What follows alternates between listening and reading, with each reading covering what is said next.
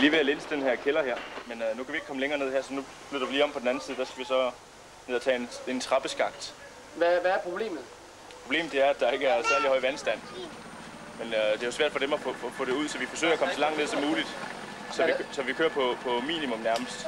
Minimum pumpekapacitet, og så får vi sådan en anelse op i gangen. Er der dybere om ved kældertrappen? Ja, der er en anelse dybere. Så der kan vi tage det, vi kan, og så er det jo bare ærgerligt. Altså, de har temmelig høje, hvad de hedder, sådan nogle fodpaneler imellem, sådan så de adskiller rummene udmærket, altså. Vi kan bare lige tage det, vi kan, og så må vi videre. Hold kæft, mand. Jeg tror, det er løgn. Ja!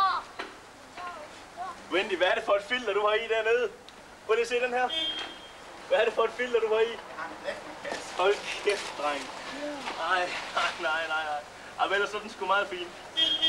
Hvad der ligger gammel håndvasker og gamle toiletter, og så ligger nogle gamle stole, der er gået i stykker, og der ligger borde, og der ligger syltetøjsglas i hundredvis, og tomme vinflasker.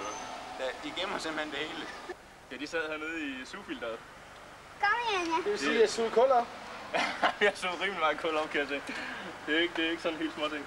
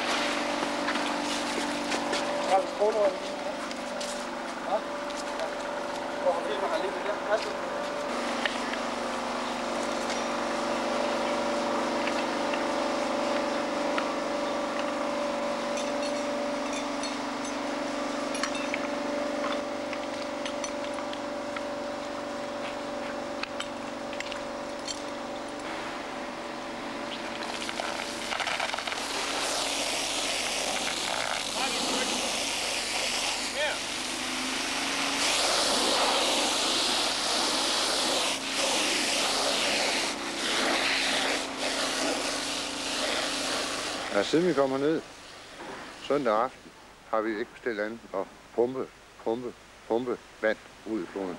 Millioner af liter vand har vi pumpet ud i floden. Og det vil sige, at vi har faktisk på nuværende tidspunkt tørlagt langt de fleste kældre i byens centrum, altså det område, der har været oversvømmet. Og som man kan se, hvis man kigger rundt i byen, så er der ikke meget vand tilbage, men der er 2 nye hold på vej herned. Hvad skal de så i gang med? Jamen, de skal løse tilsvarende opgaver, som vi har gjort, bare i nogle byer, der ligger længere nordpå i amtet her, der hedder Zielona-Góra. Hvad forventer I af de kommende dage? Jamen, i øjeblikket har vi fået en melding fra kommandanten om, at vandstanden hernede er stigende. Den er foreløbig steget 5 cm. Man følger den meget nøje, fordi man har en prognose, der siger, at den her i løbet af fredag og lørdag vil stige op til samme niveau, som den var sidste gang, den løb over sine bredder helt op i byen, på nær 20 cm eller sådan noget. Og det vil man afvente og se, hvad problemer det så medfører. Man har jo bygget et dige, og det kunne jo være, at det kunne holde en del af vandmasserne ude. Hvis du ikke holder det ude, så løber der vand ind i byen igen. Har det så ikke været spildt arbejde, det I har lavet? Nej, sådan kan man ikke betragte en ulykke. Man kan ikke sætte sig ned og sige, at vi venter, og kommer der noget nyt, så er det været spildt arbejde. Vi har tørlagt en række områder, som med det dejlige solskinsvejr, vi har haft de sidste 5 dage, har gjort, at bygningerne sådan rimelig er blevet tørre. Selvfølgelig er der stadigvæk vand i jorden omkring os også. Hvordan er I så blevet modtaget hernede? Jamen, vi er blevet utrolig flot modtaget. Altså lige fra vi blev modtaget ved grænsen, og så guidet hele vejen igennem. Man har været imponeret over vores materiel og vores arbejdsmoral.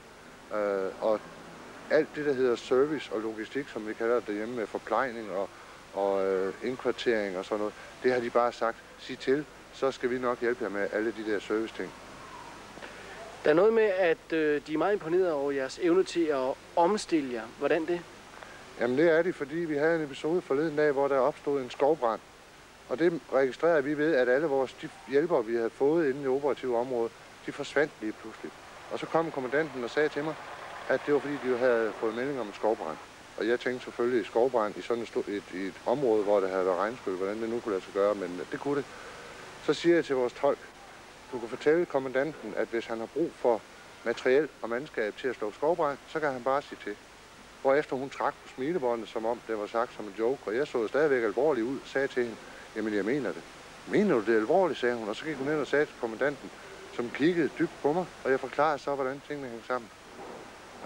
De var lige forbavset begge to, at vi fra at gå og lænse vand, lige pludselig kunne anvende det til en skovbrand. Nu blev det ikke til noget, fordi skovbranden var af begrænset omfang. Så det var under kontrol, inden det blev aktuelt at få jer ud? Ja, det var den. Rimelig hurtigt endda. Hvad er det, I egentlig kan, som polakkerne ikke selv kan klare? Altså først og fremmest har vi nok noget materiel, der virkelig kan klare sådan nogle vandmængder som det her. Da vi kommer ned, havde vi hørt, at de havde 10 pumper i byen, og vi kom med 30 pumper, og så gangede vi jo bare op og sagde, at så har vi 3 gange så meget pumpekapacitet med hernede, som de har. Men det viser sig, da vi kom frem, at det pumpemateriel, de har, de kan suge en 300-500 liter op af kælderen i minuttet, hvor vores kan suge 2.000 liter i minuttet per styk. Så det var jo en væsentlig forøgelse af pumpekapaciteten. Og det bevirkede også, at de store områder meget hurtigt blev tørlagt.